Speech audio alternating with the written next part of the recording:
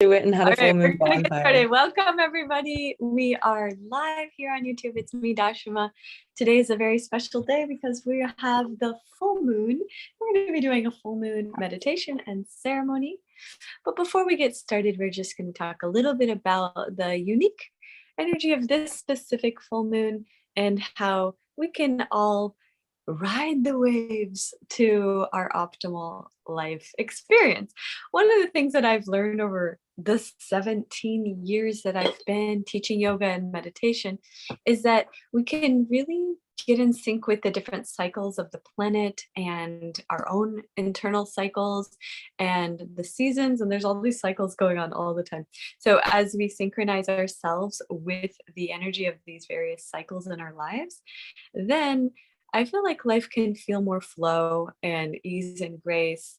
And just like in the seasons where we have for example, in the winter, all the leaves fall off and die, right? And then during that period, it's very cold, very uncomfortable, but that is the gestation period right before everything blossoms again. So that happens in life as well. So if you ever felt like people in your life are just like coming and going, and then it's like the way things seem to happen sometimes where something is ending, something new is beginning.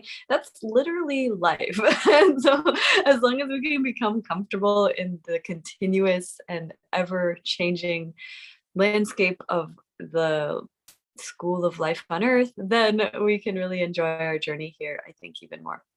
We have some of the beautiful members of our community here live today. And so I wanted to bring everybody on for a moment. We have Madison, Floor, Val. How's it going, goddesses? How's your full moon so far? You can unmute yourself if you want to say something. You want to say something? Let's see, Madison. Yeah, it's been really great. I actually had a full moon little releasing bonfire celebration with I call it my house family. I live with this lady and her son, and this really amazing goddess just moved into my house too with us, and so we kind of have like a little family, and we like went to the beach and like built a fire and like saw the moon rising and like journaled about things that aren't serving us and threw it into the fire and like just like played and ran and like offered things to the moon. It was really fun and it was really nice. I love that. That's so beautiful. Thank you for sharing. And I know you live in Santa Cruz. Actually, I think I told you my sister lives in Santa Cruz. And I've been there many. So beautiful. It's Little so magical. beautiful. There's this beach up Highway 1 a little bit from Santa Cruz, called Laguna Creek, and it's just this massive, beautiful beach. And like we just like had the whole thing to ourselves, and it was just so magical. It was amazing. Yay. I love that. Thank you for sharing. Yeah, of What course. about you ladies, Flora or Val? Anybody want to share something from what's going on? Oh, it sounds great with what medicine did. It's amazing. I didn't do so many things, but I did put my crystals outside for the full moon. I cleaned them yesterday and I put them outside for the full moon just by myself. So that was it. Beautiful. And I'm looking forward to the ceremony from today because that's nice to do together. Beautiful. All right. Thank you for sharing. What about you, Val? Do you want to say anything? You don't have to. Yeah, so I'm quite new to the ceremony stuff, so I'm ready to step into the flow.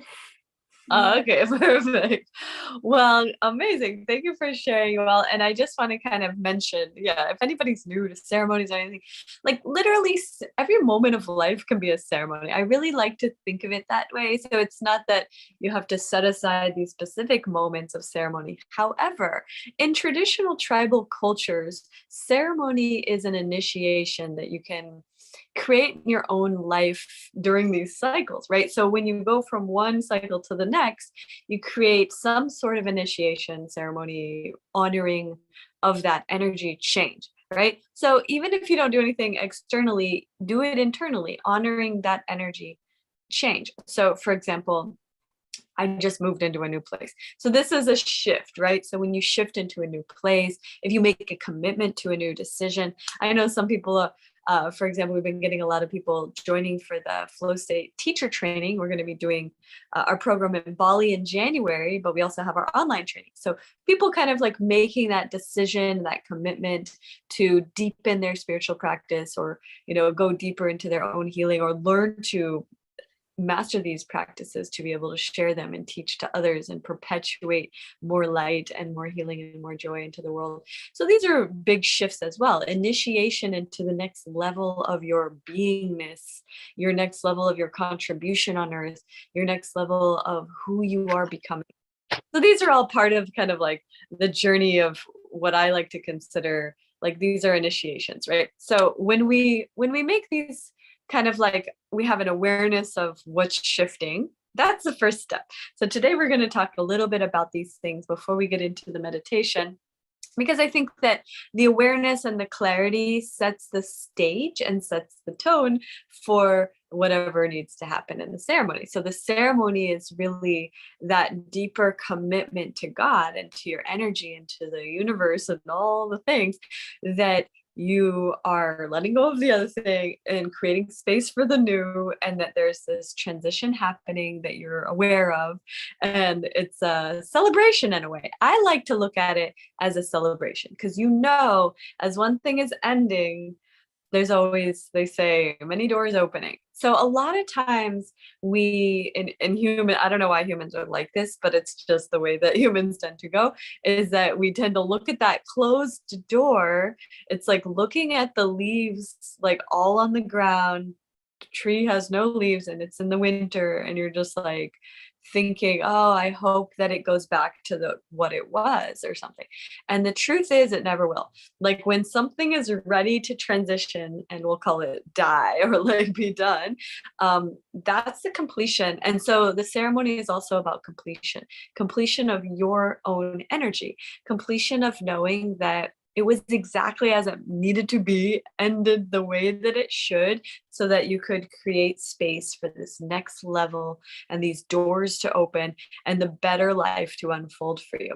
And I truly believe that. If you guys have ever heard me talk about the meme of it's like a little picture of Jesus, and he's holding, or like there's this little kid and he's holding a teddy bear, and then he's holding on really tight, and Jesus has got his hand out saying like, give it to me. And he had behind his back like a bigger teddy bear, like it's a huge one, and he's going to give the little boy the bigger one when he gives him the smaller one, right? And so the little boy doesn't know that the one behind him is so much better. He's just like holding on. That's called attachment, right? Holding on to what he had, because he just imagines, which is also another thing that the human mind tends to do, is it imagines that like you're never going to get anything better, which is always wrong. It's never correct. So anyway, I love that imagery, the concept, because it's always happening in our lives. And so when we go through these cycles, the practice, and what I like to really emphasize in the ceremony, is this feeling of trust, trusting the universe, trusting God, trusting and knowing that what is coming is always going to be better, more aligned, more vibrationally resonant with your soul, with who you are, with what you're destined for, what you deserve. It's going to be better than what is gone. And especially, I want to emphasize, especially if you've been living in alignment with your truth, if you've been living in integrity with your soul, if you've been living in, you know, like a good vibration of, you know, true contribution, and really coming from that positive, generous and kindness, kind of compassionate place. Like when you live from that place, you can always trust that whatever is coming is always best for you. And in fact, no matter what, you can always trust that. Leave a comment if you know what I'm talking about. A lot of times we, you know, in life, it's like, you know, whenever the thing finally comes, you can look at it and be like, ah, I can see, wow, thank you. But until it's in front of you, it's harder to imagine sometimes. So I feel like the key, and this is what I was talking to my sister about yesterday, we were talking about this feeling of uncertainty of what's to come, and like how do you envision what you want your life to even be like if you can't even like really see it? For example, like maybe you don't even have any clue what it should be like on the other side. So I had this long conversation about this yesterday, and it had to do with, instead of trying to vision your life a certain way, in fact it's more beneficial to feel what you want it to feel like, which is much more important than how it looks, right? So like things can look a certain way and they don't feel good. Like for example, just as an example, I dated a lot of very attractive men, like supermodels, like some of the most famous fitness personalities or whatever you want to call that online. Whatever, like TV stars, like people that were in magazines with Kate Moss, you know, crazy good looking guys. But nothing matters on the external if it doesn't feel good on the internal, right? So like all of that is just a shell, and like the inside is what matters. And oftentimes, not always, but oftentimes when something looks really perfect, it's probably not. Especially online, like you see all these like perfect couples or perfect people or the perfect lives. They're not. Like it's almost 100% not, because in the end of the day, everybody has a journey to live. Everybody has growth opportunities and things that they need to evolve through and heal, and all of that is happening to every single human on earth, regardless of what it looks like on the outside. So all we can really do is focus on how we want to feel. And that's what I want to emphasize today in our ceremony. And so this is kind of a little bit different, because sometimes in our ceremonies, I like to emphasize like look, like visualize what you want your life to be and everything like that, which I think is also very beneficial. We do that very often in this community. But today, especially because the full moon is in Pisces, I felt instead of focusing on how does it look, let's really focus on how do you want to feel. And if you can master that, that will bring or attract or draw in all of the goodness that you want, and it will look whatever way it will look, but the feeling is what matters, right? And so when it comes to the feeling, like this is something that I practice. For example, I have a affirmation that I will share with you that you can practice, and I highly encourage, write it down if you can, or just remember it. There's a few different ones, but today I want to share this one specifically to start, which is, I'm so grateful. I'm so happy and grateful it all worked out beyond my wildest dreams. Now, the important thing is, in order to feel this, you have to have something in your life that this happened for you already. Like, for example, this happened for me in many ways. Like, for just one example, my yoga career. I mean, it was truly beyond my wildest dreams. I got to travel the entire world. I made millions of dollars. I impacted like 100 million people. My programs reached millions of people. I had my videos on QVC and like TV. I got to whatever, all these things. I was inducted into the Happiness Hall of Fame. So I had like this like pinnacle career type of experience, which was beyond my wildest dreams, because when I started as a yoga teacher, I had no real vision of what it should go like. I just was like, I want to help people. That was my intention. Now, if you're coming from a pure positive place, that's what I was saying earlier.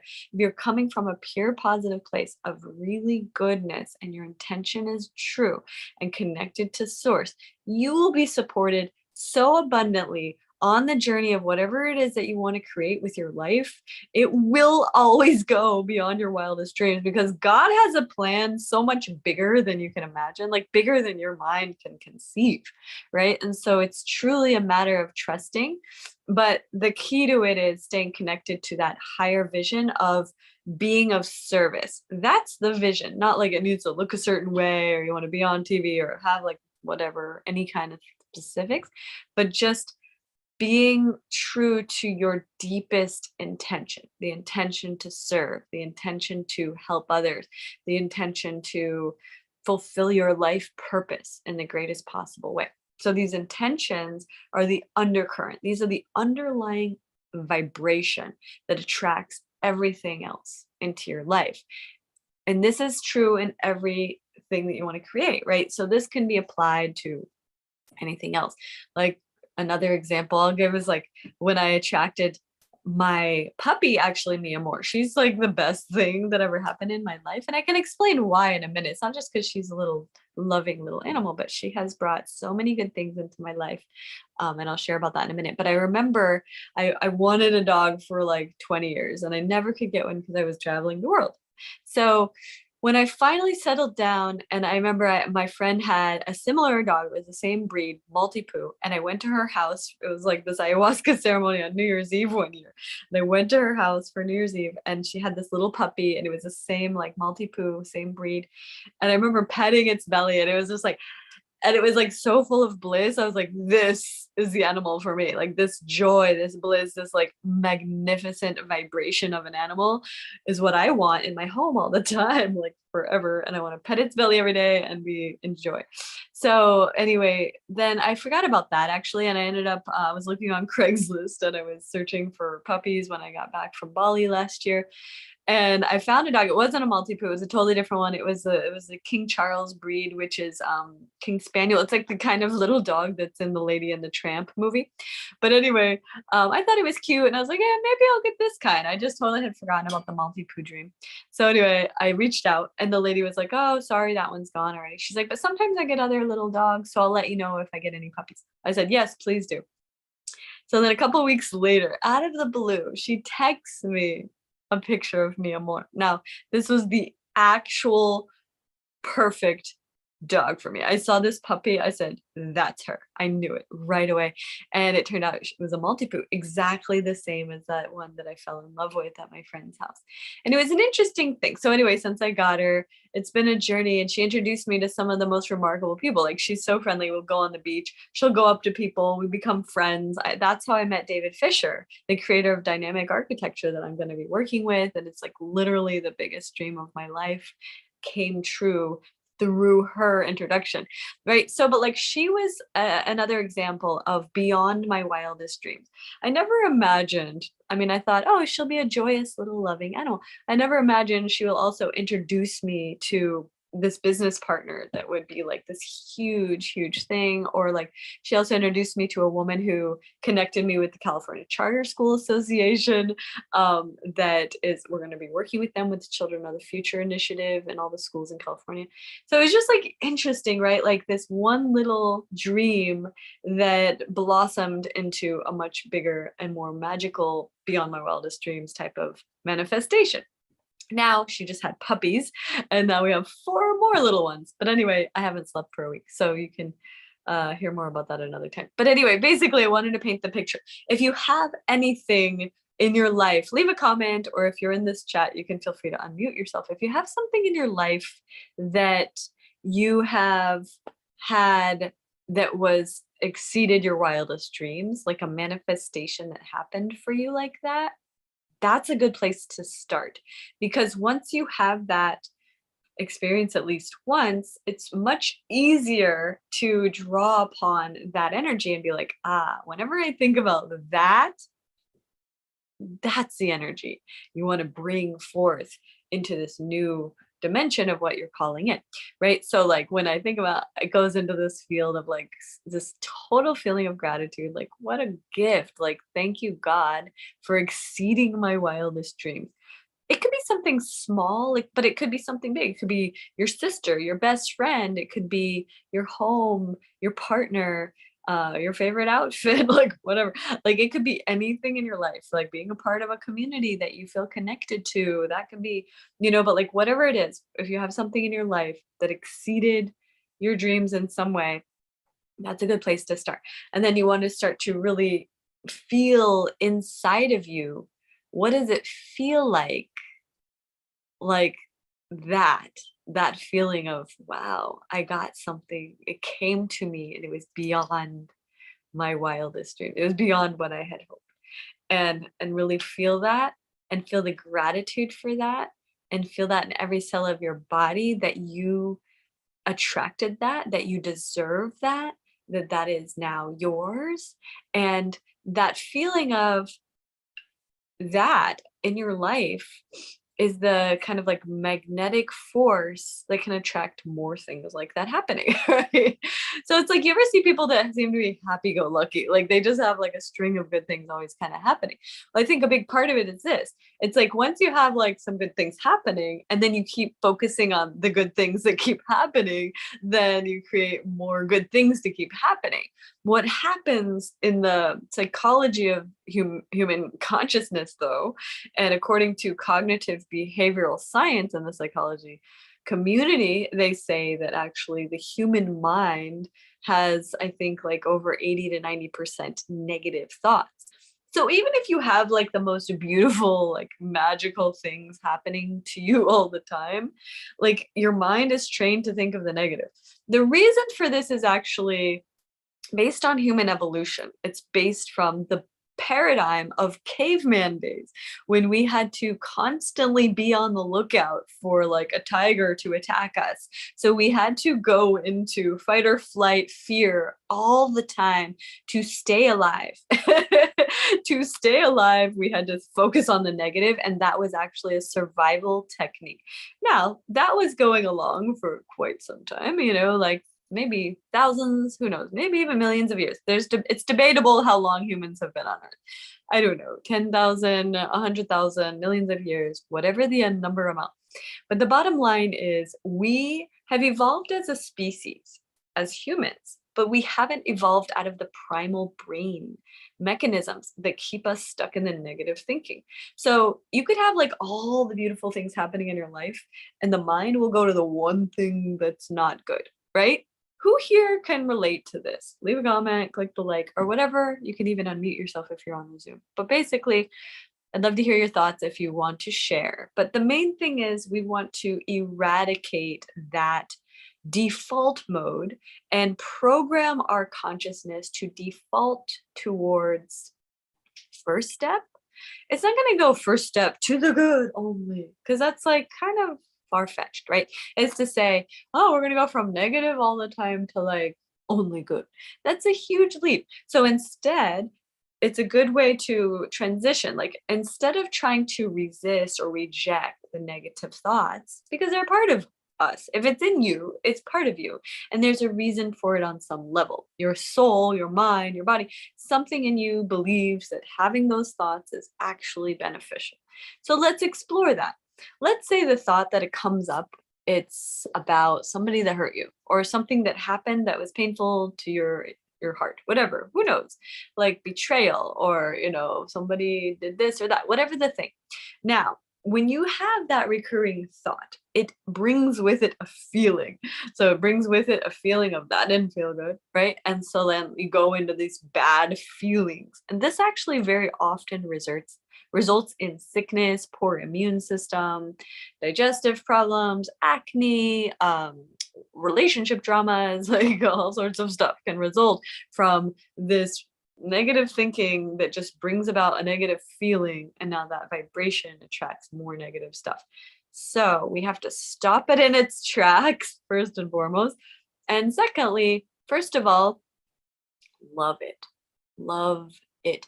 Now, if you've ever heard of Ram Dass, he was a friend of mine, actually. I went to his memorial in Maui right before the pandemic. But I remember one of his greatest contributions, and if you want, you can hear it on Spotify. He has a whole playlist.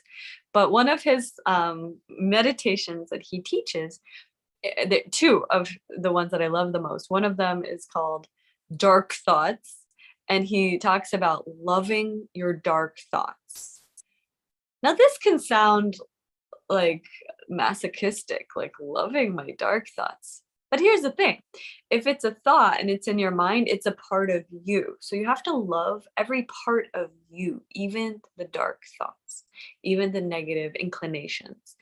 Love it, and then wrap it in love, and then let it go. That's the process. It doesn't mean love it and then live from that place. No, love it, wrap it in positive, like different energy, and then let it go, because it's easier to let something go if you love it. It's like, okay, I love you, have a good day, instead of like, I hate you. Because this feeling of like pushing, like I hate you, or like the energy of not liking, is a resistance. It's a negative energy, and that negative charge pushes against the negative charge, and they repel each other. So it doesn't actually allow you to let it go. Instead, you got to love it, accept it, celebrate it even if you want, celebrate what it taught you, celebrate the wisdom, celebrate what you gained from it, celebrate the aha, celebrate the breakthrough, celebrate the up level, the glow up that's coming, right? Celebrate all the things.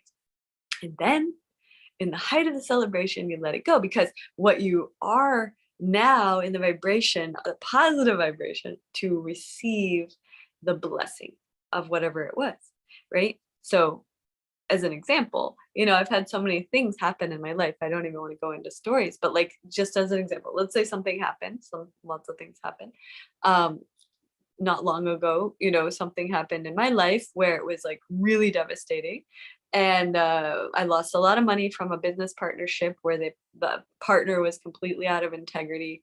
And I lost a lot of money and a lot of time, 5 months of my life, which you can never get back, and tens of thousands of dollars, which like, it is what it is. The point is that when I finally truly let it go, like I went through a process where I was like, okay, what is this teaching me? And then I went through a process where I was like, wow, where am I? How can I take responsibility for how this unfolded? And now let it go, right? And then going into the field of trusting and knowing that I was coming from 100% pure goodness and pure intention to serve the whole time. That was always the case. And so whatever on the other side, that's their karma. But it was so miraculous, because the day that I truly let it go, I was sitting on the beach. I told this story last week, I think, too. But anyway, I was sitting on the beach with Mia Moore and my best case scenario puppy. And she literally ran up to this guy that came out of nowhere at 7 a.m. at sunrise on the beach, and turned out to be one of the top architects in the entire world. And we ended up creating a partnership, and we're working together. We're going to create this huge movement for sustainable architecture around the world to also perpetuate healing for humanity, for the planet, for children. There's so many things we're going to be doing with the films. And all of this was literally like my true dream came true on a level like so much bigger than I could have ever dreamed. And I had to let go of the other thing, which wasn't even a dream of mine. Actually, it was just like I was trying to do this thing with these people and it didn't work out. But when I let it go completely, that's when this huge best case scenario, bigger than my wildest dreams manifestation showed up. So that's always how it happens. This has happened time and again. Leave a comment, or you can share if you want to, if that's ever happened to you. But the most important takeaway that I want to emphasize right now is just this feeling. So if you have this feeling inside of you at all, from any point in the past, drawing upon that feeling, bringing it into your body as often as you can. What I like to do in the morning, and this is something I'll give you as a little secret hack that you can do, is like while you're just waking up, you're still in the alpha delta brain wave coming out of the sleep state. So you're still in this kind of like lucid dreaming. So in that state, your subconscious mind is highly programmable. So whatever thoughts and feelings that you have going on when you're first getting up are hugely impactful of the rest of your day, of your entire life, what you attract, what you create. And the important thing is, most people, when they wake up, they're like, I don't want to get up. Like they go into immediate like resistance to the day, resistance to what they need to get done, overwhelm, negativity. They don't like the alarm, whatever. You have to create a totally different environment for when you wake up. Hopefully I'm speaking to the choir, but for anybody who's watching this that has like not blissful energy when you get up, I just want to emphasize this. So anyway, what I like to do when I'm just waking up is to get up and then like go into that feeling of I'm so happy and grateful. It all worked out beyond my wildest dreams, and literally feel that in my energy field and let it permeate as deeply as it can into every cell of my being. And regardless of what's going on, you know, like that, just feeling that. And even if it's not 100% true for everything, that's okay. And I think this is the important part, because so often we're like, people call this imposter syndrome when they're like, I'm saying it all worked out, but it didn't yet. Like, here's the thing. We live in a field of infinite dimensions of time. The physical dimension of time, our 3D reality, is what we see here. But there are many dimensions of time beyond that. And there is a timeline at some point in the future where everything worked out already for you. Like, it's already worked out, and it worked out beyond your wildest dreams. So that timeline is what we're tapping into. We're not tapping into everything that's in this exact dimension in this moment of time, because obviously in this dimension and this moment of time, there's still more dreams to unfold for you. So that's the important part about this. You have to like train yourself to let go of the traditional construct around time, because time in itself is an illusion, and we can get trapped into that illusion thinking that it's so real that we limit ourselves based on that. And that's kind of like the human condition. Like, that's happening all the time. So here's another thing that happens with time. When we think about our age, that's a huge one. Let's see. Madison had something to say. Have any of you seen anything everywhere all at once? What is that? Is that a movie? I'm not sure what you mean. It's a movie and you would love it. It's like, okay, I saw it and it's science fiction, but I'm like, this is real. Like, this is so real. Like, it's really cool. And like, it is science fiction. It's like an action-y kind of movie. It's so good. But it's like the concept of like everything is happening everywhere all at once in all these different dimensions in time. Like, everything's happening at the same time. And we can like call on that energy of like that, like in this movie, like there's a lot to it, and it is like a sci-fi movie, and like she's like trying to save the world kind of, but she's able to call on these different versions of her that have all these different abilities because of these different life paths that could have all happened. And so she can like call on their energy. And so I've been like practicing that in my own life. Like, when I was finishing my master's program and had to take these exams, I was like, okay, teacher Madison, like, I'm calling on you to help me like with these exams. Like, you know, all of this, you know how to help kids read, like whatever. And it's really interesting. And like, yeah, it's like kind of that idea. I highly recommend watching it. It's so good. But yes, and Dashma, everything you're saying, I'm just like, yes, oh my God. Like, it's just all so on point. So good. Thank you so much. I love you. You're so great. Yeah, that's a perfect example. And it's so cool that there are literally movies about these things. Now, that's the exciting thing. That's what I was kind of mentioning a minute ago. So I ended up manifesting the dream of all dreams. Like, I always dreamed of making movies. And I've been making videos for like my whole life, but I was like, I want to take it to the next level, you know, after 17 years on YouTube and making like 32 DVDs and hundreds of hours of video content for my school. I was like, you know, there's a next level from here. What does that look like for me? And for me, it's making actual films. And so I ended up manifesting the most amazing thing. It was like so cool because I want to give a shout out and a little bit of recognition to fasting. If anybody's in our community and you haven't explored the vast realms of the fasting programs that we have, especially in the Total Life Cleanse and the 3-stage energy diet, those are kind of like the introduction. But we have many different types of fasts, whether it's like the coconut water fast, the goddess cleanse, like the smoothie cleanse. We have lots of different forms of it. But any form that you do will work, honestly. They all work. But anyway, so last week, because Mia Moore had her puppies, and I was like, oh my God, I need to do a cleanse because energetically it just helps a lot to eat less, actually, when you're going through a lot of energy stuff. So anyway, I decided to do a 5-day fast. I don't really talk about it publicly that much anymore because like I've been doing it so long. But anyway, I should probably share about it when I do. But anyway, so basically I did this 5 days and it was amazing because right at the right around that time, like in the middle of it, which usually happens, always happens, there's a miracle that comes during these fasting portals. I swear to God. That's why I'm such an advocate.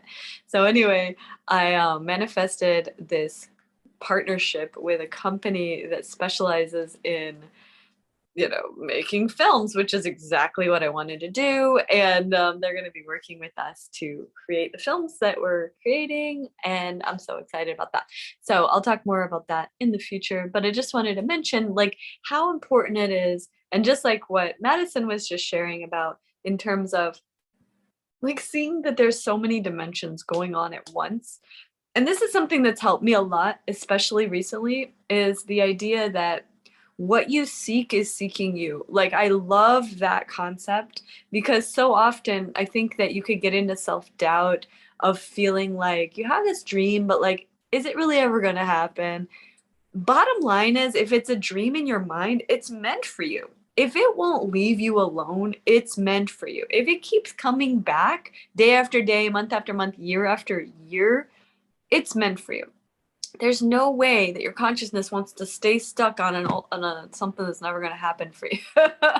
It will move on. Like it's smarter than that usually. But anyway, the point is like, so if you have a recurring vision, dream, idea, concept that keeps coming back to you, trust that it's coming. Now, the idea that there are like certain timelines of life that like things are going to happen in divine time. So often we're like, we want it now. And if it didn't happen now, it's never going to happen. Or like that kind of feeling that we're so impatient. Humans are just impatient. That was literally one of my biggest lessons of this whole life.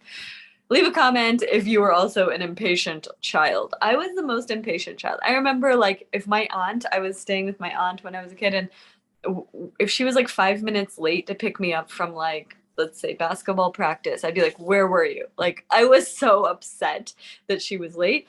And it's like that feeling of being upset because of timing issues has to be resolved, because that puts out a negative energy and it doesn't serve anybody. And so relaxing into patience, relaxing into the trust and the knowing that everything's always unfolding in divine and perfect time, in divine and perfect order, according to a divine and perfect plan for you, for your life, for the world, for humanity, even when it looks like there's this crazy chaos, wars, all sorts of bad stuff going on the planet. Why, think about it.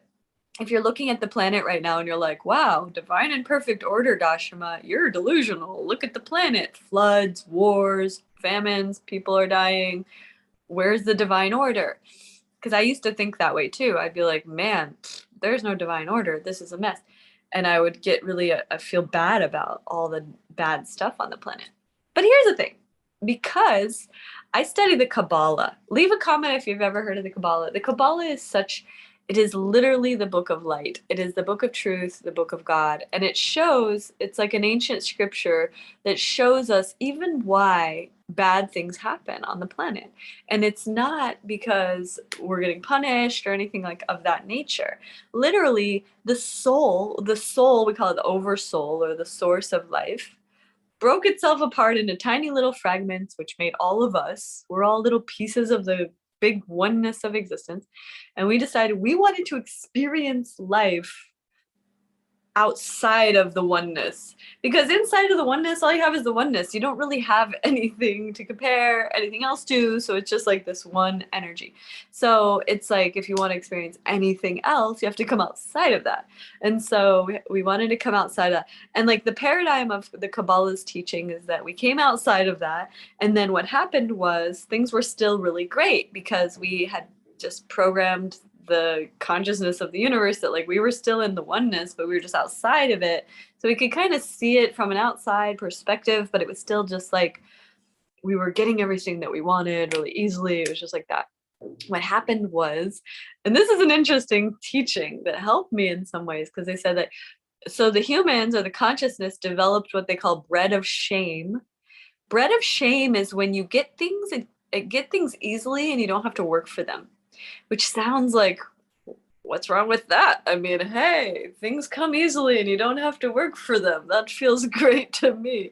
But actually, it doesn't feel good for that long. Like if you get everything always comes to you easily, you never have to work for it, you have zero motivation. Like there's zero drive or hunger or like, burning fire within to do anything because everything comes easily and you don't have to work for it. So you're like, well, so that's what happens to people that get like spoiled, right? People that have like trust funds that don't have to work for anything. And then they just like, they're lazy. And a lot of times they develop like drug addictions or like psychological problems and things like that because they never get taught how to work for anything. They never have to struggle at all. So they never have the experience of contrast of working hard for something and getting it and the victory of that and the fulfillment of that. So there's this journey that goes with like things not coming too easily. So how interesting that according to Kabbalah anyway, that they actually, the souls and God and the oversoul and everybody was like, okay, we're going to get rid of bread of shame. And we're going to do that by making things challenging. We're going to make it a little harder. Okay. So that life is not just so easy. And that is going to overcome the bread of shame problem. And so therefore they introduced difficulty into the equation of being alive on earth as a human. And so that's kind of like the story of how that goes. I don't know if that resonates with you. It totally resonates with me. I'm actually doing a whole course on learning about the Kabbalah even more, and I want to eventually teach about it because I found it to be so profoundly impactful for my teaching. But anyway, it's just an interesting thing. It's not a religion, but it's like a science of understanding God and light and love. So according to Kabbalah, God is light. God is love. It's the energy of that.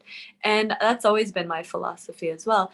But then there's a science that's taught around the whole experience of that. So I think that that's super useful and important for us as humans because as we go through life and we look at life, we're like, why do we have difficulties? Why is there war? Why is there famine? Why do we have all this darkness? And the actual darkness exists to give people purpose. I mean, it sounds really strange, but think about it. If there was nothing to solve, if there were no challenges or difficulties, there would be no need for people to rise up to the occasion, to serve, to heal people, to impact people, to bring consciousness. That's creating a need for you in this world to be a light and to be a beacon of hope and to be a teacher and to be a healer. If there was no challenges, you would have no purpose and we would have no purpose. So that's the interesting paradigm of like the dark and the light situation on the planet and in the world. And I can go into this for many, hours of topics. I love talking about this topic, but the general concept or the premise or, the gist of what I'm trying to share is that, we need challenges in order to grow. And also those challenges that we face are our greatest teachers because they're literally showing us, first of all, by contrast, what we want, what we don't want. And then they're also teaching us and giving us strength. And that feeling of resolve. I love the word resolve. Resolve, the definition of resolve is promising yourself you will never give up. And when I heard that definition many years ago, I was like, yes, like resolve. You have to resolve to feel that you are going to rise to your highest potential no matter what happens, because always there's going to be challenges, but the challenges are that glow up opportunity. It's the up level. It's the opportunity to stay in alignment with your truth, to rise to your highest self, and to let go completely of anything that's not in alignment with that. And to trust that the source of life and God within is always got your back and that's supporting you every step of the way. Let's see. Can you repeat it one more time? I don't even know what I said. So you'll have to watch the replay. I don't know. Did you say there was like a word for it or like I got the description? Like what you were just talking about. Resolve. Yeah. Resolve. Oh yeah. So resolve is just promising yourself you will never give up. So the feeling that, you can feel defeated if something challenging happens, knocks you on your ass and you feel like defeated, you feel like giving up, whatever the feeling, right? So that happens a lot in life. So if that happens, you go into the deeper layers of your character, the deeper layers of who you are as a soul, and you're like, okay, no matter what, I choose to live in the alignment with my highest self, with integrity, with truth, with kindness and love and compassion, but also with strength, not let people step on me, walk on me, treat me badly, and being willing to stand up for that, for myself, with kindness, but with truth. And it's this process. It's kind of like when you're there's like kind of a process where you want to create gold out of base metal. Like actually gold is forged from coal or something. No, diamonds are forged from coal, but gold comes from base metal. So basically it has to go through a process of alchemy where it goes into deep fire, and the fire transforms it into a new substance. Same thing with diamonds. They start out as coal, but with millions of years of pressure, it becomes this unbelievably valuable gemstone called a diamond. And it only happens over time and with lots of pressure. Pressure could be equated to challenges, difficulties, whatnot. So that's like the same as humans. Like the more you are here to grow and the higher you're meant to rise, you will be sent assignments to strengthen your character. And it's that resolve, that promise to yourself that you will never give up on yourself, on your soul, on your commitment to your evolution, to your rising into your greatness, to your fulfillment of your destiny. That resolve is truly the blessing of all of the challenges, because that you cannot buy that. And that's what I was talking about, the bread of shame. People that receive millions of dollars as trust fund children, there's nothing wrong with that. I mean, great. But like most of them do not have this quality of character that I'm talking about. And it's a very interesting thing, because if you don't have that quality of character, you will inevitably face a lot of suffering in life, because it's once you establish this, we call it unfuckwithable or unbreakable character, which is like nothing can ever tear me down. Like that's a feeling that you have to kind of earn from being forged in the fire.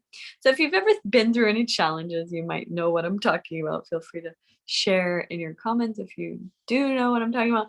But basically, that's why we face challenges. I feel like it's important to mention that because we're all alive on Earth. There are many challenges facing the planet, whether it's like we talk about the wars, the famines, the flooding, so many things, right? And those are happening to large groups of people. So on a collective soul group, they're all facing those challenges together. And then the rest of humanity is being faced with the opportunity of how can I serve? How can I help those who need help on the planet right now, instead of sit here and just worry about my mundane little problems over here? Or maybe you have bigger problems that you need to look into. Like I have, I know people, they have just one of my friends, she got diagnosed with sort of uterine cancer or something recently. So, like if you're facing your own insurmountable challenges, you can also look at how can I serve through my own challenges. One of the greatest gifts of being presented with horrible challenges is that you actually usually can utilize that as a way to help others. So as an example, since I had so much trauma in my life, I was able to help other people through their trauma, right? My mother died, my mother lost her mind, I lived in foster homes, I had all sorts of horrible things happen. So, but just having those horrible things happen, learning how to heal yourself and then sharing that journey with others is the process of being a human, right? And then you can make a whole life out of that. You can make a business. It's very fulfilling because you can help other people. You can be rewarded by that with, financial payments and survive. Your life can flourish all based on just spreading good energy, helping others through their challenges. And all of that comes from going through your own challenge. Let's see. Flora says it can bring people together. Exactly, Madison. It's a win-win. I'm on that path right now, Dashima. So grateful. Oh, good. Happy to hear that. Thank you for your comments, you guys. Yeah, it's an interesting thing. Usually the reason I'm speaking about these things, usually I'm sharing these things not from my own help, but like really to help others. I aspire that hopefully through some of the things that I share, that it can hit home for you and you can feel the strength that it requires to make it through the difficulties, because difficulties never end. That's something that I've always, like, now I've come to realize. It's like difficulties never end. We don't, life doesn't get easier, as they say. We get stronger. We get stronger. We're more capable of overcoming the adversity that we face. And we get that way because we're getting forged in the fire, just like the guys creating gold out of base metal. And that's happening with your character, with your soul. And as your soul becomes forged in the fire of continuous transformations and letting go of the old and welcoming in the new, and learning to do that with greater grace and strength and power and all the beautiful energies that can arise from that process of amalgamation amalgamation, becoming gold. And so anyway, any challenges that you face, I hope that this can help you. And so today we'll do a little meditation. We'll do a little bit of breath work to start, and really just calling in that best case scenario energy and feeling, like we talked about earlier, feeling the feeling of, I'm so happy and grateful. It literally all worked out better than my wildest dreams, better than my wildest dreams. And if you can feel that about anything, then what we want to do is apply that feeling to other things in your life and call them in and let them be better than your wildest dreams, and that you can continuously manifest things that are better than your wildest dreams. So you don't even have to like visualize it, because that in itself could be limiting you. It's like, I have this vision, but it's like the universe is like, we got something better than that. So just like let that go for now. We're gonna give you something even better, calling it in and allowing it, and just allowing it to come with ease and grace. Okay, so let's start with a little breath work just to begin. I'm gonna do a couple of different breath work techniques. I like to do this one. So it's like this with fire breath, and you want to try to really move your belly like that. You want to be able to see the belly moving, right? So it's not just like, and if you need a tissue, because when you blow out, your nose tends to release anything that's in it. Okay, we'll just do this for like a minute. And if you want, during this process, I like to think of a mantra. So it can be like let go, it can be love, it could be thank you. Those are my 3 favorite mantras: let go, love, or thank you. They're really simple, but they're very beneficial because they're just invoking that energy. Okay, so the arms are up, spine is straight, and we're gonna begin, and we'll do it for like 1 or 2 minutes. We won't do it that long. At the end, we're gonna hold the breath and begin.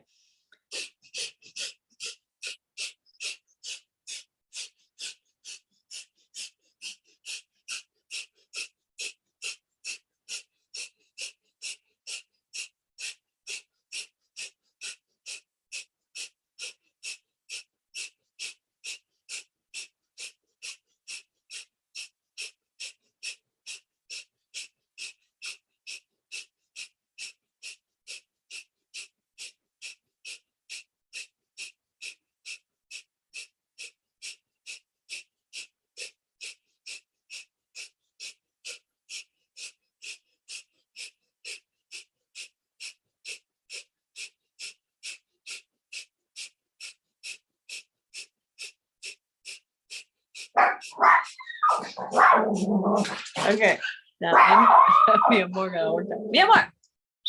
And then inhale, hold the breath. Hold it in your heart. Anchor it in. Tighten up Mula Bandha.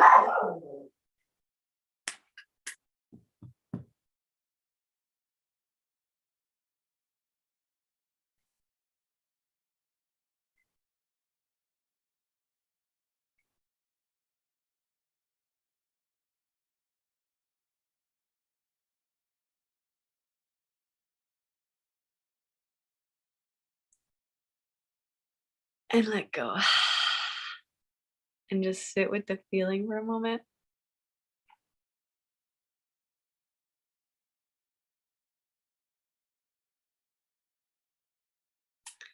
Okay, now we're going to do another variation. So this time you can put your hands to the shoulders. I like to put my fingers like on the shoulders if you can. And you're going to rotate the torso. So it's like this. And your mantra, you can say it out loud or quietly. The mantra is thank you. So it's thank you, thank you, thank you, thank you. And you can breathe deeply or you can say it out loud.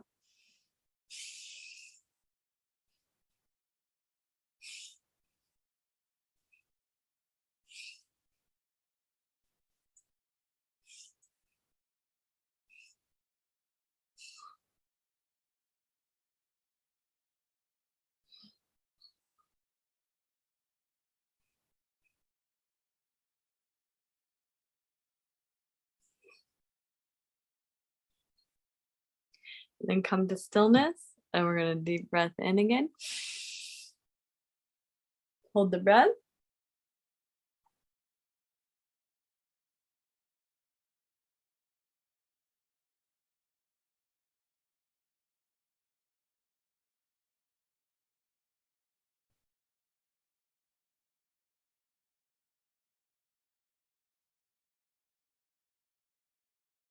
And release.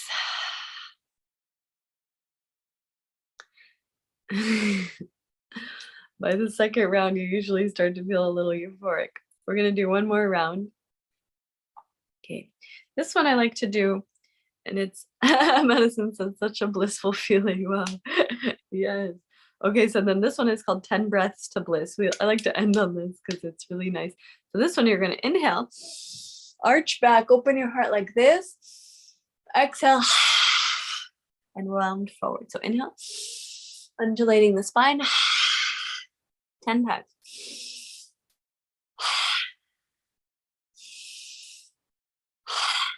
You're inhaling, what are you calling in? Bring it in.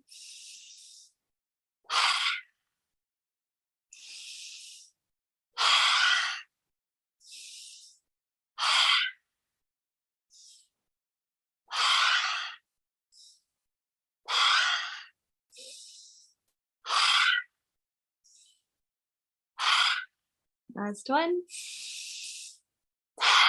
Now this last one, you're going to inhale, hold the breath, last round. Hold the breath, pulse Mula Bandha.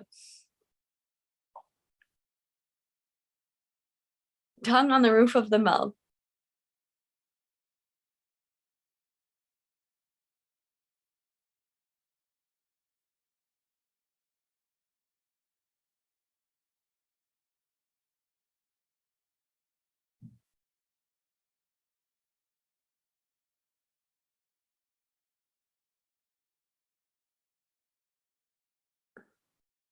And release.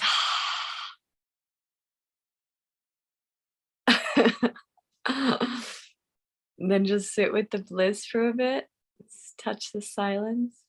Feel that euphoric energy pulsing through your cells. This vibration is who you truly are.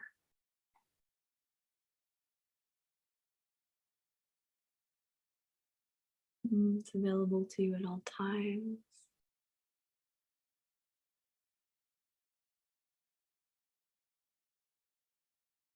And then just invoking the thought, which we were having earlier, which is, I'm so happy and grateful. It all worked out beyond my wildest imagination, beyond my wildest dreams. Not even visualizing what it is, because knowing that it's going to be better than your wildest imagination, but just feeling connected to that blissful energy pulsing through you. Divine knowing, acceptance, receiving, trusting, allowing. All good coming to you. all the goodness that you deserve and desire, that your heart and soul is ready for, is coming now. So just allow, feel it, receive it. And so it is.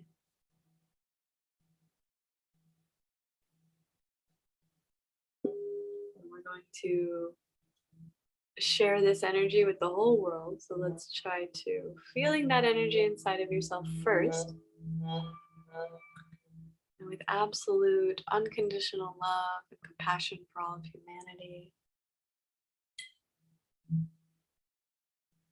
Sending that energy out to all beings, all the children, the families, the mothers, all beings on earth have all that they need: food, water, shelter, safety, security, all of the divine support, love, affection, encouragement, positivity that they shall need and desire to fulfill their divine life purposes as well as we progress towards the new evolution of humanity, the true golden age, which is coming in 2024.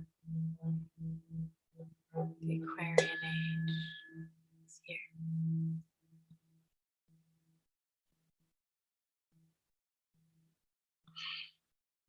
I'm feeling that energy in all the children, and their bellies are full, their hearts are full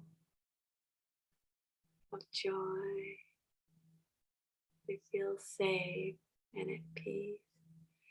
And may you feel safe and at peace. May your family be safe and at peace.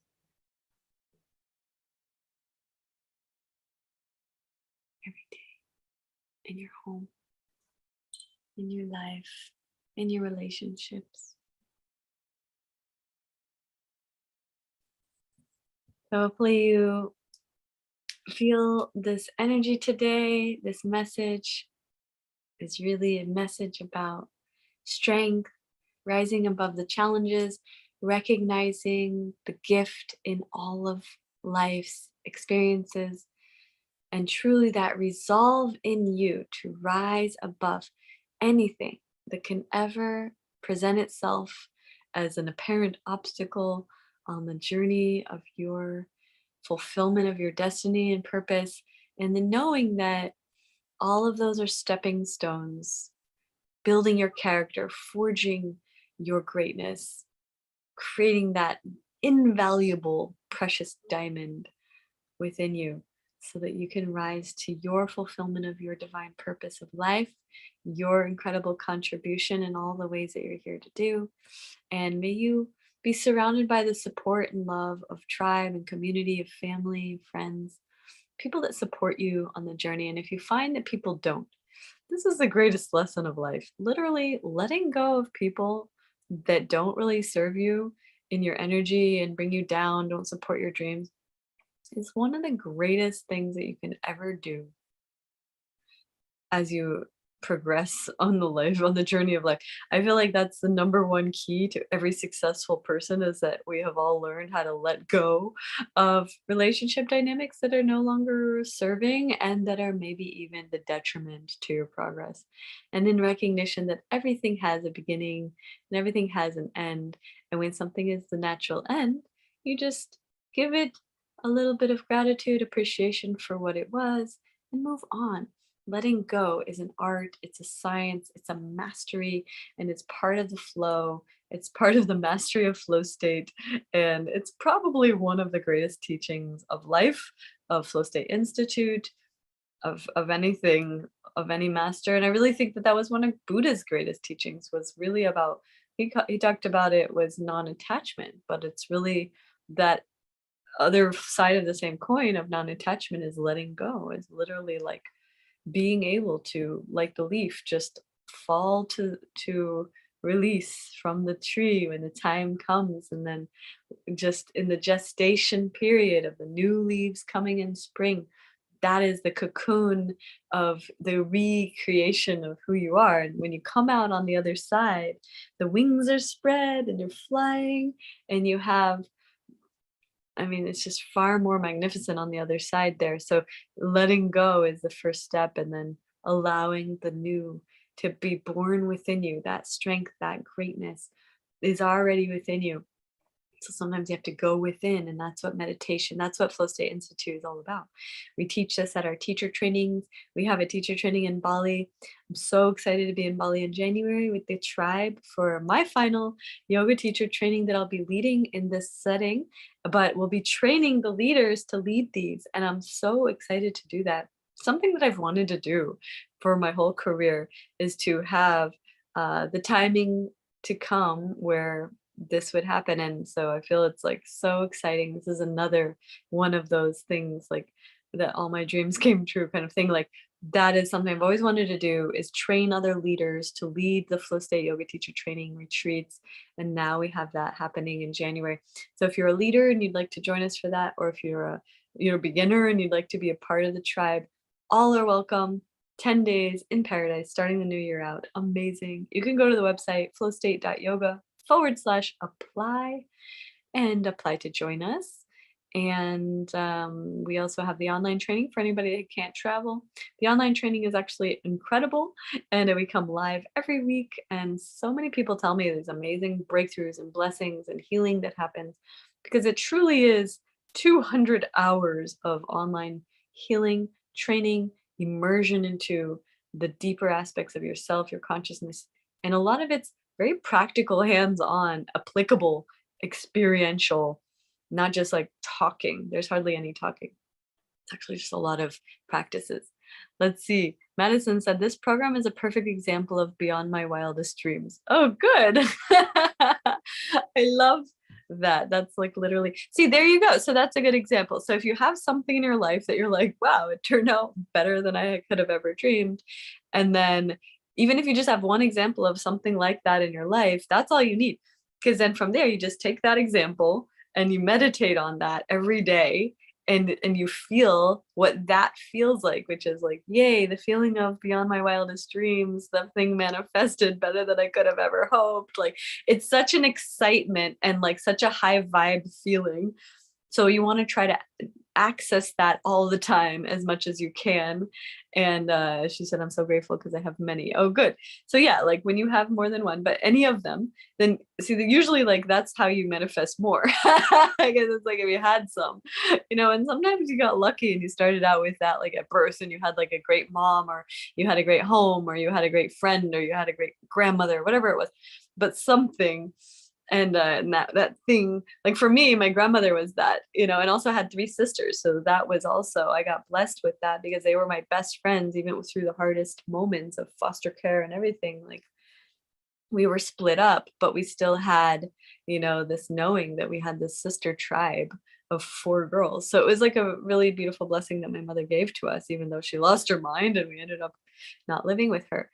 But it was like, everybody has something. We all have something that it was like, wow, that was God showing up, blessing me so that I could have one of those experiences that's like, wow, it couldn't have been any better than that, that blessing. And then being able to meditate on that, that's the mastery, is where you can bring meditation. Truly, there's many ways to look at it, but I think that the best use of it, practical use of it, is if you can go into a place where you feel a certain way that you want to feel, invoke that feeling at will, and then become the vibration of the embodiment of that feeling so that you can attract more of that.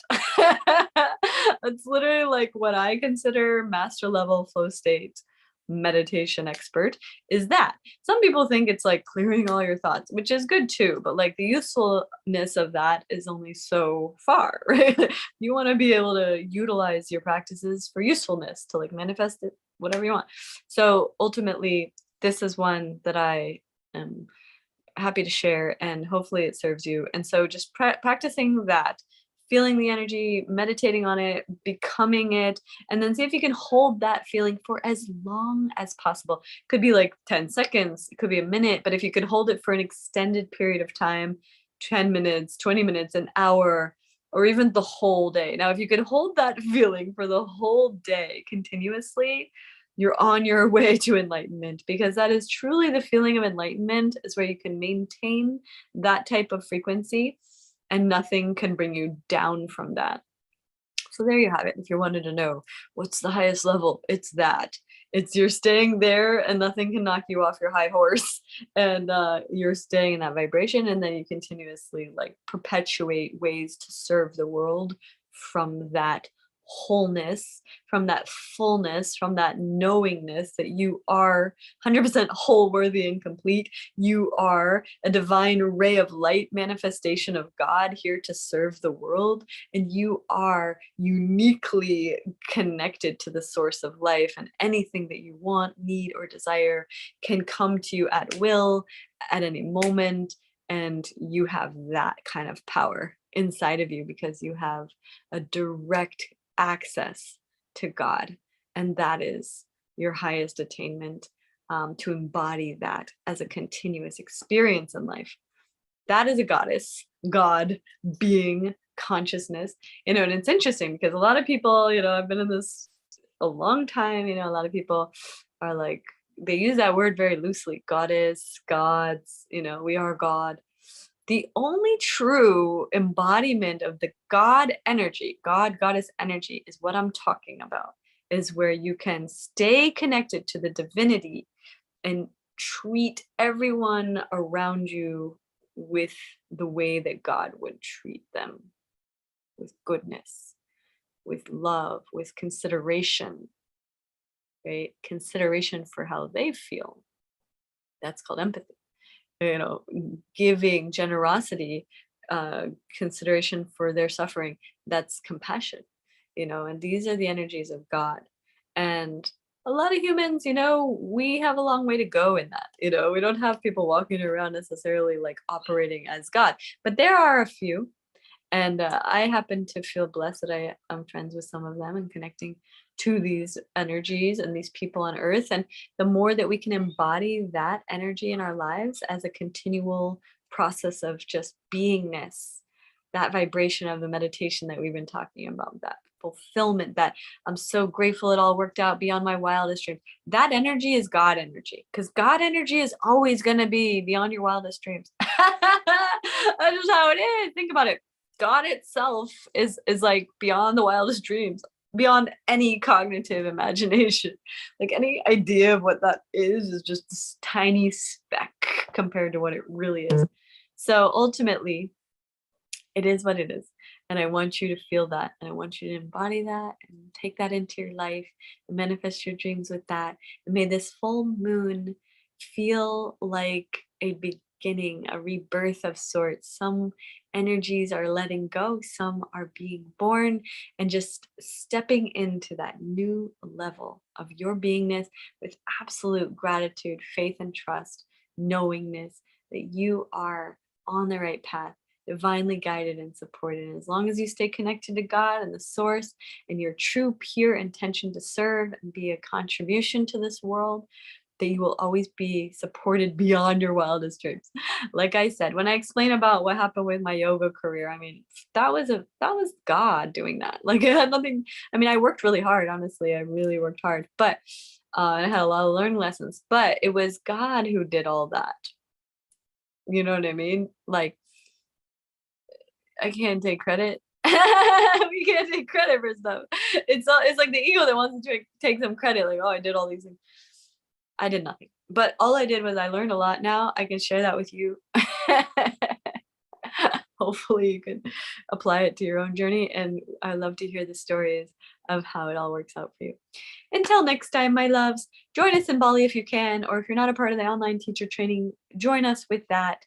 And if you use the coupon code Dashama, you will get 10% off of any of our trainings. And also it's National Yoga Month. So you can also do the 30-day yoga challenge, total life cleanse, the self-love and yoga program, or the flow state program. We have all these in the app.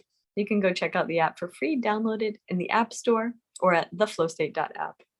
Let's see, Madison had a comment. Oh my God, by the way, the puppies, I don't know if you can hear them. They are so loud right now. Let's see. Madison said, I am so grateful. I am so grateful to have many. Life has been so magical and keeps giving. Oh, good.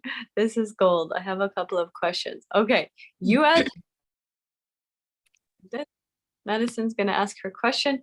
I'm going to be right back. I'm listening to you. I'm going to go get the puppies. Okay. So I'm curious about how you kind of practice manifesting things, and like if you kind of just like write it all down and manifest things in like one ritual ceremony kind of situation, or if you kind of like come back to it each day and like say each day, like a practice that I've been doing for like a couple of years now, but I've just noticed it's pretty time consuming. And like, yes, I know like manifesting my dreams and stuff is worth the time, but like I'll literally like every night before bed and every morning when I wake up, like read the list that I made at my altar, light my candles, do all the things. And like now my life's getting a little bit busier with like subbing and stuff. And like there's not as much time, especially in the mornings. And so I'm just like curious, like I'm like, am I like doing too much? Like, is it enough to just like write this stuff down at the new moon and like feel it and believe it and think it often? Or like, I'm just curious how you kind of go about doing your manifesting, if it's like more like a thought process or if it's like a thing. That's a great question. I like it because it's very practical. Before I begin the answer, I just wanted to show you guys how cute. Look at this. Little one. Look at the babies. Holy moly. Look at they're getting so fat. The little fatties. Yeah. All they do is eat.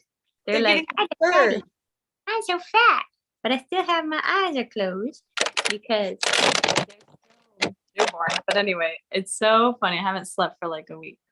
They just stay up all night, like crying, and Mia Moore's like, "What do I do?" She's so funny. Just like she's learning about how to be a mom right now because she doesn't know she's a puppy too, and she's just like, "Holy crap! They never stop eating."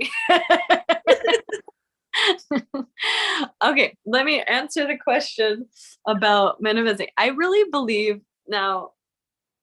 There's like stages. I would say there was a stage where I was very specific, right? And I would be like, all right, I'm going to manifest these things.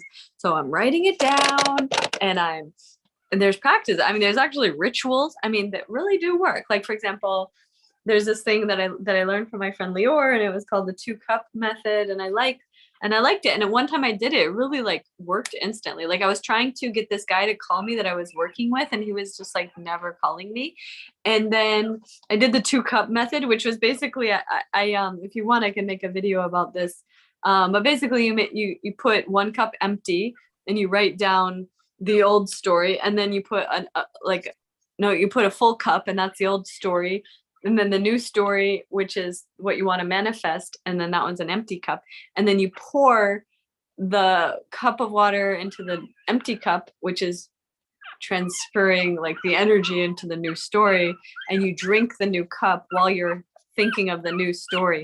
Well, one time I did that and it really worked. It was like amazing. Like within 3 hours, the guy called me, and he hadn't called me for like weeks.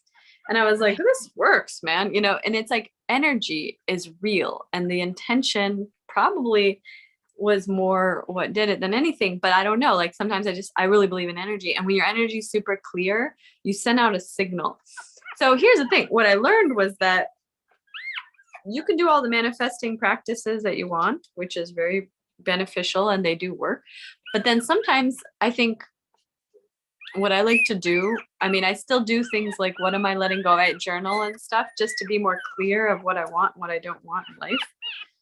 But like, once you get clear on what you want and what you don't want, then I think it's just more about staying in a high vibration. Because when you can just stay in the high vibration and keep your thoughts clear and keep your mind focused on what you are creating, it just continuously flows and happens, right? But it's like, see, this is what I'm talking about. This is why I never sleep. Yeah. Why do they try? They don't even have it. Look at him. He's like, listen, I just wanted you to pick me up. That's why I didn't. Oh, look at me. I'm the cute one. Look at the chubby. Oh my God. I got the big belly. Look, I found out how to look if they're a boy or girl. See, this one's a boy. That's the penis, apparently. Now let's see. This one is a girl. That's the vajayjay. Look at this. Hi guys. I'm 8 days. No, I'm now 9 days old. I'm 8. I don't know, 8 or 9 days. They look like baby polar bears. They are so ridiculously So cute. It's like, I mean, this is my whole life right now. Like, all I have is this. No, I'm just joking. But anyway, like, it's just my whole thing because I have to make sure they survive. Yeah. So every day I'm like making sure they're not getting squished because she sits on them and stuff. Anyway, you're doing good. She's like, I'm only a baby too. I sit on them, but I'm trying my best, ladies. What do you think? Anyway, here's the thing. So you understand what I'm trying to say is that like the intention combined with positive energy and clear action is the clearest route. But like for example, what I was saying about the guy calling me. So I'm gonna put this down only because you hear how loud they are. That's why I can't sleep. You little wild child. Okay. Anyway, the intention is the thing. So like for example, when the guy wasn't calling me, and he's busy, so it wasn't like he was doing it to be vindictive or something. He's just busy, and so if you need to do something like to manifest someone to call you, for example, sometimes these little rituals are beneficial because it's just an energy practice, right? So it's like get really specific to tell the universe this is what I want this person to call me, and then send it out, and then be clear and specific, and it will happen. But like if it's not something like that, if it's something bigger, like, you're manifesting your whole career, like then doing a lot of like manifesting techniques is kind of a waste of time, because what you really got to do is just get clear, stay in a high vibe, and take action. You know what I mean? So it's the action that holds people back. Most people are sitting here like manifesting all day long, but not doing any action. And so they're like, oh, it's just not really working. No, it doesn't work. You have to do the work, and then it works. Like that's the work. The work is doing the work, and the work is both inner work, which is about your belief, your confidence, all of these aspects. But then the work is also whatever you need to do. If it's do a website or make some ads online, or like talk to people, or have partnerships, or go to Bali, or do the training, get the certification. Like those things, you can't manifest your way into it. You got to do the work. So that's why I have a crossbreed type of approach. I'm like, after all these years, I still believe in manifesting techniques because they work, but they're not necessarily like the route to getting there. Like, I think someone like Oprah, for example, is a good example. Like she manifested the best case scenario all the time. And she always talks about, like, she believes in the law of attraction, but particularly her main teaching that she talks about is the law of intention, and literally like to stay connected to that true intention. And the other part that I really resonate about with her message is also like the intention, which is to fulfill God's plan for me. That intention is far more powerful, and it will supersede any manifesting ritual that you'll learn on TikTok any day. I'm like, it's like all the things are good, but like ultimately there's nothing. That's why today's talk was all about God, because honestly, like once you get that, God is everything. God is the all-powerful light of the universe that created everything, and we're all part of that. So like you can just connect more with that energy and bring it into your life as who you are, as the embodiment of where you're coming from, with your thoughts, words, actions, intentions, choices. That will get you everywhere. And even if it gets you in a little bit of trouble, it wasn't that got you there. It was the universe was showing you something that needed to be healed within your subconsciousness that brings the other stuff. That's not God necessarily. That's literally God showing you, okay, we got to heal this part. Okay, do the work. But like the bigger way I think of just manifesting continuous miracles all the time is just like staying connected to God. And so to me, even when all like bad stuff happens in my life and like difficulties happen, I see it as like, what a blessing. Like I am being forged into the greatest diamond on earth, like I have no doubt with that. And so I just love that, because I'm like, well, what a blessing. All these other people who have an easy journey, and they're going to be fine, but I'm already this powerful person. And I have this unshakable resolve of my character that's here to serve and that knows what I'm here for, knows my purpose, being able to do that in a variety of ways is exciting for my soul. So I have everything laid out for me now, and I get to just choose, like on the smorgasbord of existence, what do I want the next thing to look like? But that's really where we all are. It's just a matter of get out of your own way, right? Yeah. And so whenever anything feels like it's like blocking, it's usually us, and it's like the ego. And so that's really the practice of it, is getting out of your own way, the ego, laying that aside. So any practices like that you can do around that is probably the most effective use of time and energy. If you only have like a window of time, it's like, where am I standing in my own way? Where is my ego blocking me in any regard? And is there any relationship dynamics that I could heal and bring more love into? Because that also helps clear energy pathways for more blessings. So those are, and so like anything else, like sound healing, all these things are good, because all it does is it brings you to a higher vibration. But if you can just bring yourself to the highest vibration naturally anyway, just like by thinking of like all the good things in your life that you have to be grateful for, that are best case scenarios already, that's just as quick, it's faster, and then you don't need to do anything else. It's like the shortcut. But everything else, like at the Flow State Institute that we teach, I think it gets you there really quickly. Like the breath work, you can feel that today in less than 3 minutes. Like that's what I love about these practices, because they're very, very simple. They're quick, even in some cases 3 minutes, and yet they're like life changing, and they can change your vibration very rapidly, put you into a state that is a receptive state, that's a positive, high vibration state that you can call in what you need and desire at any moment. You have these tools through the Flow State Institute, and then you can turn around and teach these to others, make a whole life around that. Like that, I think, is the coolest thing. And beyond my wildest dreams. Right, it's so cool. Like, what a life. Imagine the life that we get to live in this planet, and we chose it. So grateful. Yay. Did you have any other questions? Because I gotta get going pretty quick. Yes, one more, and it's a quick one, but that was like the perfect yes. Thank you. That makes so much sense, because like, yeah, like oh, I had my list and I'm like dreading having to take the time to read it. It's like, okay, how about instead you raise your vibration and just take the steps to do the things that you say you want to do, instead of like spending your time just reading it and not actually making any progress. Like, okay. Yeah, exactly.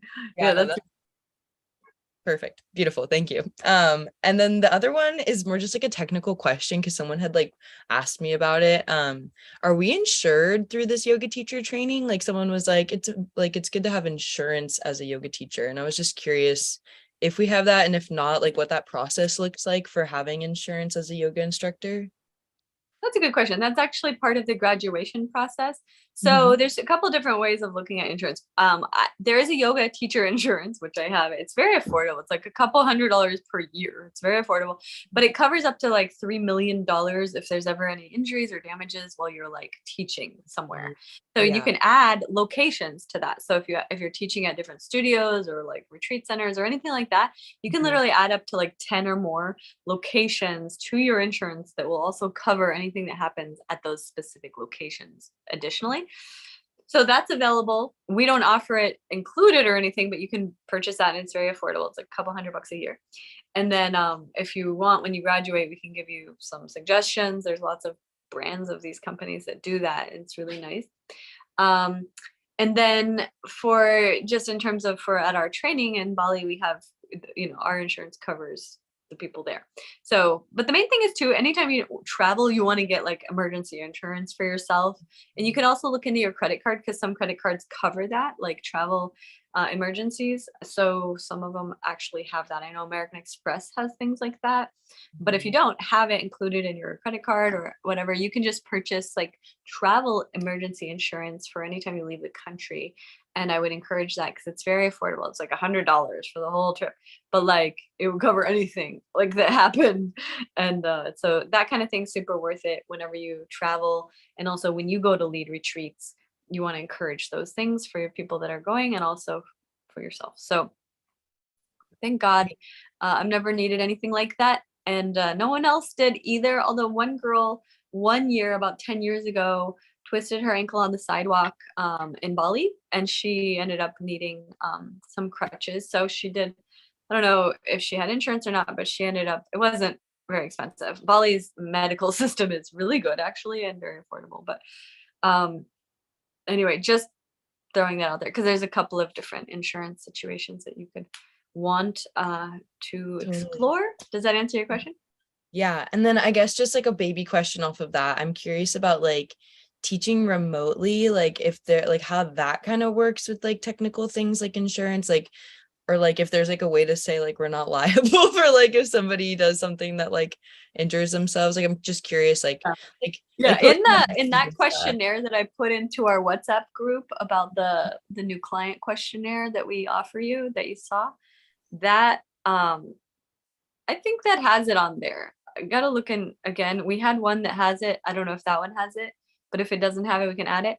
But basically, new client questionnaire is something that they fill out to give you their information in the beginning of your working with someone. And then it's signed by them. And on there, it's releasing liability. So as a teacher, anytime you're working with anybody, you always want to release liability. You don't want to be liable for somebody. I mean, like, look, they're going to get themselves hurt. That's their thing. You can be verbal about it too and be like, just so you know, anything that we do could potentially result in injury. I'm the teacher that's going to prevent that, hopefully, because I'm on the safe side of the teaching. But it doesn't mean that you can always prevent that, because for some people, it's just their destiny was meant to have that. Who knows? But then some people get injured from a teacher. That's totally different. Like one time, my aunt, she went to a yoga class, and the teacher like twisted her neck and injured her spine, like as an adjustment. Now that is problematic. You never want to injure people physically, but it's different if like you tell them to do downward dog and they get injured.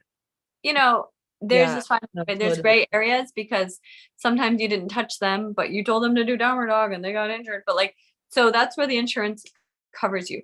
But like, there's different situations that have happened in yoga, which is so strange. But like, I remember I have a friend, he has a yoga studio in Maui, and somebody in the class was doing a headstand next to another guy doing a headstand. And the one guy fell over and hit this guy, and he fell and he got injured. And then so the guy that fell over sued the yoga studio because he was blaming the studio because he was so close to the other guy. These are the kind of things that people do that are like not in integrity with their soul. But this is what happened. And then I don't know, but I think they ended up potentially they might have closed the studio. I'm not sure, because that kind of thing can be devastating to a studio. Although if he had a good enough attorney, he might win that case, because clearly, hopefully he had people signing a waiver. I don't know if he did. That's another thing. He might not have done that by mistake. So there's little things where if you make the mistake of not having them sign waivers, or you don't have your insurance or anything, you do got to be careful, because people are vindictive sometimes, and then other people aren't. I remember I got hit by a car and I didn't even sue the lady, which now looking back, I wish I would have. But anyway, sometimes people are really eager to sue, and other people like me, I try to avoid it if I can. But everybody's different, so you got to be on the safe side and on the smart side. Protect yourself. That's the key. No, totally. So because like I'm wanting to start like a YouTube channel, and so I'm like, should I just have like a little blurb at the beginning of my videos or something that just says like, I'm not liable if you hurt yourself, like don't do anything that's gonna hurt yourself, like doing this, like I don't know, I'm just curious, like I don't want to like I'll say I've been, my videos have reached millions, tens of millions of people. I've never done that where I had a disclaimer. I think YouTube in itself has that somewhere in place to say don't be like, you can't blame us for something, because they're reaching billions of people per day. So at a given moment, people could have a problem.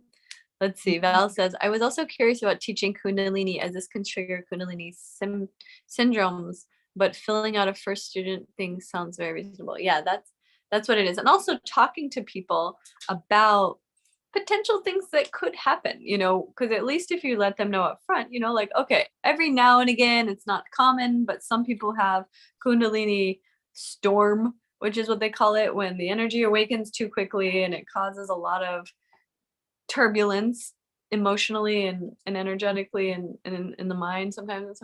So you can mention that so people are aware that that's a possibility. Sometimes having the awareness of the possibility can prevent it. Or at least when it happens, they're more aware, oh, this is what's happening, instead of like, I'm going crazy, because that could happen. And if people feel like they're going crazy and they got that way from your yoga class, that can become a lawsuit. So you do want to protect yourself by sharing up front that these are possibilities and giving them the chance of choosing out of it. If they're like, I feel completely intuitively guided to say I don't want to do it, fine, don't do it then. But some people will say no out of fear. So you want to prevent that from being the default of I don't want to do it because I might have a problem. Actually, it'll probably heal you. 99% it heals people. 1% they have a Kundalini storm.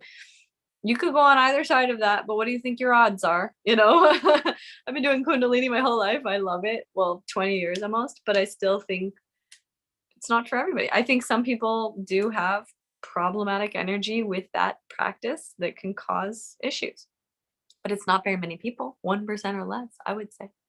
I'm The rest curious. of them, it heals you. Go ahead.